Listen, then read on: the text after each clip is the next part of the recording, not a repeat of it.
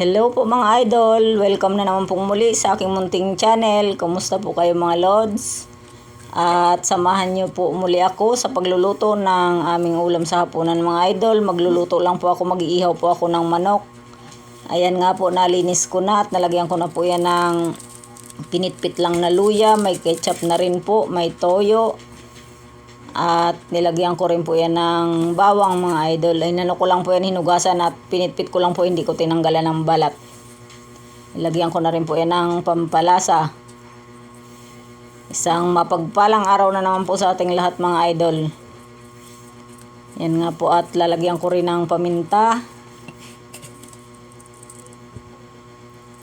At maghihiwa-hiwa muna po ako dyan ng mga kalamansi at ilalagay ko rin po dyan na yung ano niya, katas ng kalamansi mga idol. Lagyan natin ng kalamansi, pampatanggal po ng lansa at pampalasa na rin po.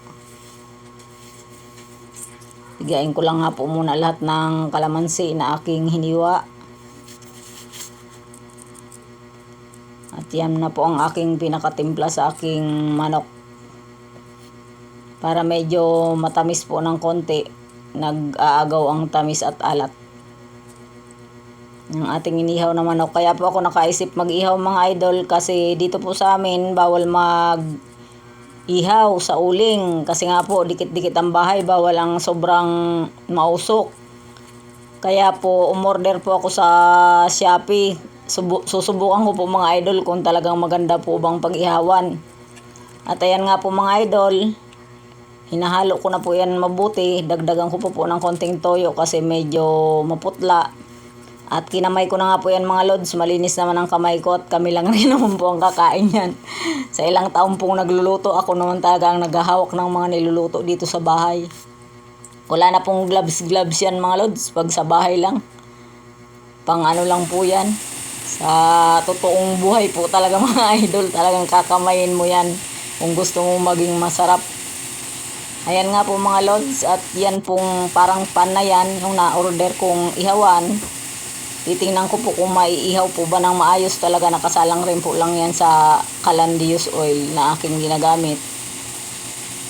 Masubukan nga lang po mga lods. Mura lang po yan, hindi naman talaga yan yung original. Medyo mumurahin lang po, hindi ko kaya yung mamahalin yan mga idol. Pero parang okay naman po siya. Ayan nga po, at iniihaw na natin yan. Kasama po ang mga ricado para mabango. Pagkaluto, balik-baliktarin nga lang po natin yan. Tsagain natin yung maihaw. Yan. Halo-halo at balik-baliktad lang po mga lods. Minsan lang po ako mag-ihaw. Medyo mausok rin po, pero hindi yung kasing usok talaga siya ng pagsauling. Kasi pagsauling po pumapatak yung mantika, doon nagiging mausok eh. Ganyan lang po siya mga idol. Para rin siyang kawaling plat na plat lang. Yan, at masubukan nga po yan kung ang lasa ba eh parang inihaw lang rin sa uling. At least po hindi ka na magsisindi-sindi ng uling mga lods. Ayan, naluluto naman po siya ng maayos mga idol. Medyo may itim-itim na nga po, naiihaw na. Pagpatuloy lang po natin sa labas ko po yung ginagawa mga idol, kasi pag sa loob ng bahay eh aamoy din po talaga yung usok. Yan, muli po magpapasalamat ako sa inyong lahat. May galab shout out po muli sa inyong mga idol, sa aking mga solid talagang subscribers, sa mga bagong subscribers po, sa aking mga viewers, sa aking mga silent viewers, sa aking pong sa mga nagsishare po ng aking video, at lalong-lalo na po sa mga kababayan nating OFW. Mega love shoutout po sa inyong lahat mga idol. Muli po, kumusta kayong lahat? Lagi lang po tayong maging masaya sa araw-araw.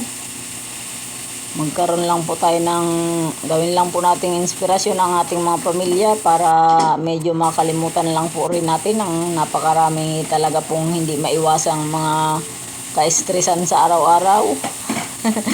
Ayan, pag tayo po ay hindi masyadong kagandahan ang mga pakiramdam at laging ang dami po talagang iniisip, punta lang po tayo sa ating mga pinaglilibangan, sa ating mga halamanan, sa ating mga kung ano pa man po ang ating mga hilig gawin. Mga magkanta-kanta po tayo dyan mga idol. Ayan po ang mga ginagawa ko pag parang nabuburyong po talaga ako mag-isa sa bahay. Kasi pag pumasok na po ang aking mga anak, mag-isa lang po talaga ako dito sa bahay. Inip na inip po akong mga idol. Lahat ng isipin na iisip ko po talaga.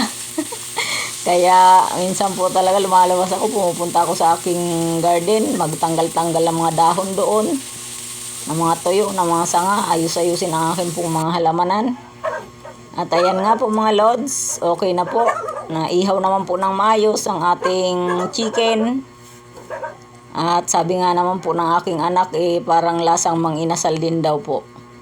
Parang inihaw lang rin po talaga sa uling mga lods. So okay naman po kahit na mumurahin lang ang aking nabiling ihawan sa Shopee mga idol. Ayan, maayos naman po ang pagkakaihaw. Yan, maraming salamat po sa inyong muli. Kain po tayo. God bless us all.